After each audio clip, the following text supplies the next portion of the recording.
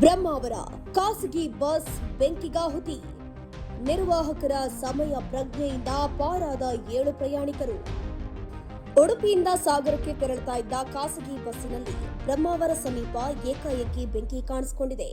ಬಸ್ಸಿನ ಇಡಿಸಿ ಬಾಕ್ಸ್ನಲ್ಲಿ ಬೆಂಕಿ ಕಾಣಿಸಿಕೊಂಡ ತಕ್ಷಣ ನಿರ್ವಾಹಕರು ಬಸ್ಸನ್ನು ನಿಲ್ಲಿಸಿ 7 ಪ್ರಯಾಣಿಕರನ್ನ ಸುರಕ್ಷಿತವಾಗಿ ಕೆಳಗಿಳಿಸಿದ್ದಾರೆ. ಸ್ಥಳಕ್ಕೆ ಆಗಮಿಸಿದ ಉಡುಪಿ ಅಗ್ನಿಶಾಮಕ ದಳ ಬೆಂಕಿಯನ್ನು ನಂದಿಸಿದ್ದು, ನಿರ್ವಾಹಕರ ಸಮಯ ಪ್ರಜ್ಞೆಯಿಂದ ಭಾರೀ ಅನಾಹುತ ತಪ್ಪಿದೆ.